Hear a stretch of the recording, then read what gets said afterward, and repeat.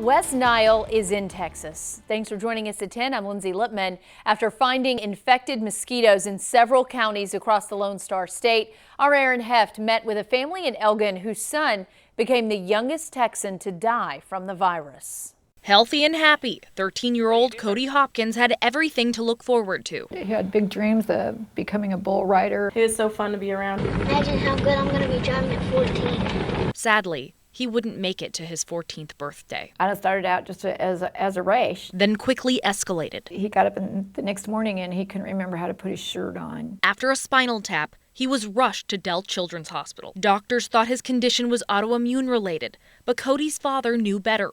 The family demanded he be tested for West Nile. The doctor said no, there's only a 1% chance that he's got West Nile. 3 days later, his results came back positive. Every pore in your body, it looked like someone had taken a black ink pen.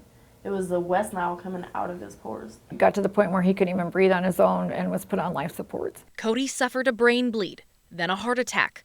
Then doctors told his family that young Cody was no longer showing neurological activity. The hardest decision his family has ever made is to let Cody go and be with God. We'll never see Cody graduate. We'll never see Cody walk down the aisle. We'll never get to see him hold his own child.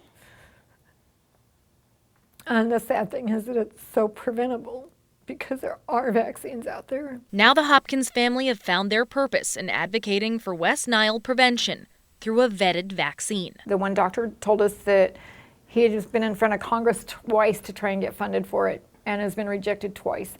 From what I understand is that the pharmaceutical companies do not think it would be profitable enough. Though with the right backing, the Hopkins family hopes the West Nile vaccine becomes available to all so that no other family must suffer their same fate. Let me tell you this, if it happened to him, it could happen to anybody.